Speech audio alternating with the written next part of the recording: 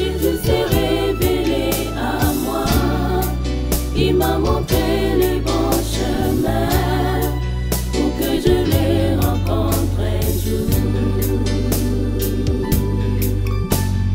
Tout ce qui était mes intérêts, je le regardais comme la boue pour être réservé à lui.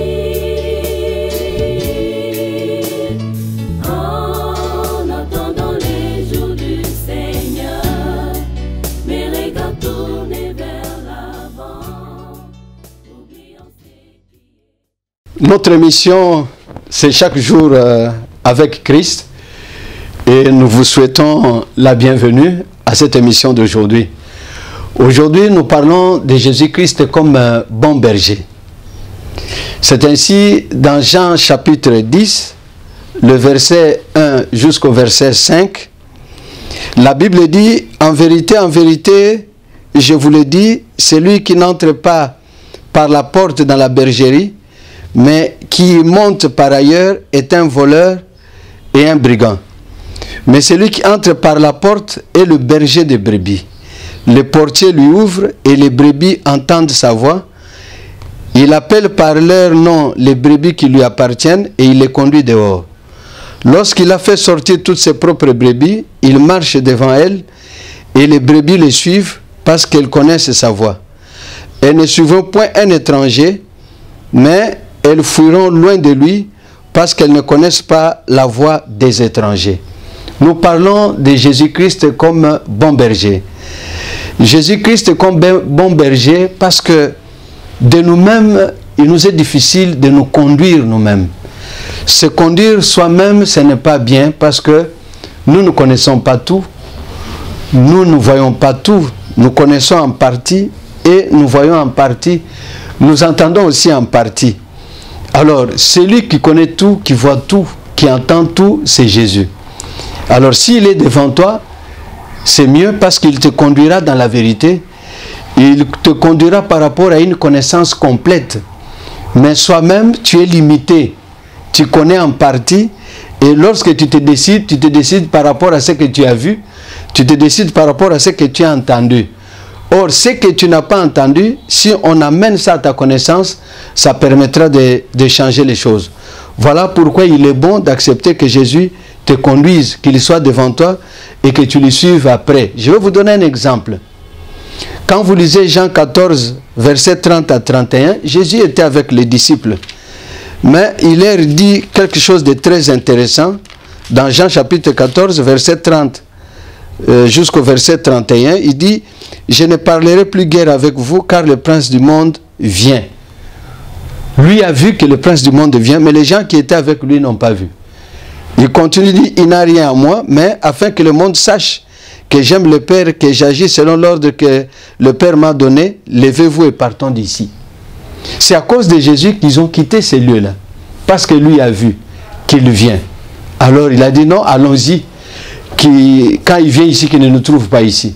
Maintenant, toi qui ne vois pas les esprits impurs, que tu ne vois pas les démons, comment tu peux te décider dans certaines choses? C'est difficile. Mais quand l'esprit de Jésus est en toi, on peut te dire prie. Il ne s'agit pas seulement de quitter. Il peut te dire non, maintenant prie. Loue ton Dieu ou chante pour l'Éternel. L'esprit te pousse à chanter, mais l'esprit qui te pousse à chanter, c'est pourquoi. Peut-être qu'il y a quelque chose qui allait se passer, et quand tu commences à louer Dieu, les anges entrent en action pour chasser l'ennemi. Quand tu commences à prier, les anges entrent en action pour chasser l'ennemi. Alors regarde, suivre Jésus ou laisser Jésus te conduire, c'est très très important. Parce qu'il a la connaissance entière et toi, tu ne fais que le suivre. Mais si tu veux te conduire toi-même sans Jésus, partant des choses que tu ne connais pas, tu vas vivre des choses qui ne sont pas bonnes et tu pourras regretter après ou commencer à l'invoquer après alors qu'il y a eu déjà un problème. Ce n'est pas mal, mais lorsque Jésus est devant toi, tu vas anticiper les choses. Il ne s'agit pas seulement par rapport aux esprits mauvais que nous pouvons nous laisser conduire par Jésus. Il y a aussi par rapport à nous-mêmes, les êtres humains, par rapport à tes frères, par rapport à tes amis, par rapport à toute personne que tu rencontres. Je vous donne l'exemple de Joseph. dans Genèse chapitre 37, on nous parle de Joseph, de la vie de Joseph avec ses frères. Qu'est-ce qui était arrivé? Joseph était à la recherche de ses frères. Mais il y a des choses que ses frères pensaient de lui, que lui ne connaissait pas. Je lis à partir du verset 16 de Genèse chapitre 37. La Bible dit, Joseph répondit, je cherche mes frères. Dis-moi, je t'ai pris où ils font paître leurs troupeaux. Et l'homme dit, ils sont partis d'ici, car je les ai entendus dire, allons à Dothan. Joseph alla après ses frères et il les trouva à Dothan.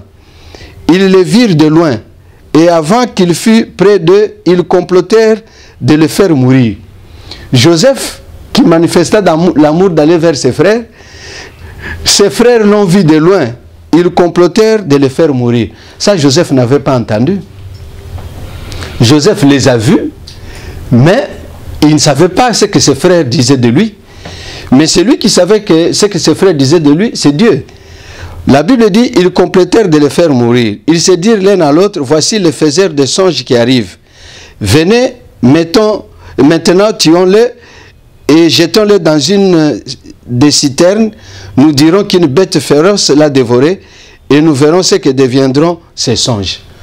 Vous voyez les raisonnements de ses frères, les plans de ses frères. Joseph n'avait pas entendu. Lui avait l'amour d'aller vers ses frères. Il les a vus de loin et il était content.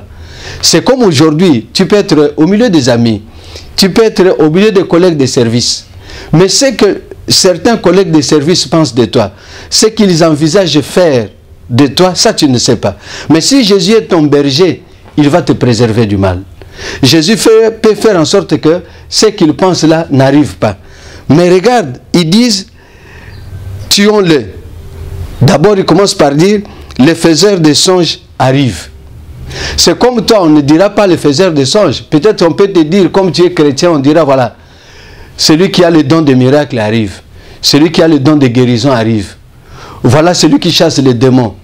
Tu peux être béni par Dieu, tu as de l'intelligence et la sagesse extrême. On dit, voilà, l'homme sage arrive, l'homme intelligent arrive.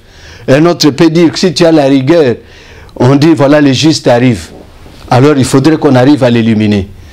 Jésus qui est le bon berger connaîtra tout ça. Il pourra te prévenir, il pourra faire en sorte que tu rebrousses le même chemin. Il pourra faire en sorte de changer même leurs pensées. Voilà pourquoi nous vous demandons de suivre Jésus, de le laisser vous conduire. Quand tu laisses Jésus te conduire, tu échapperas à beaucoup de choses.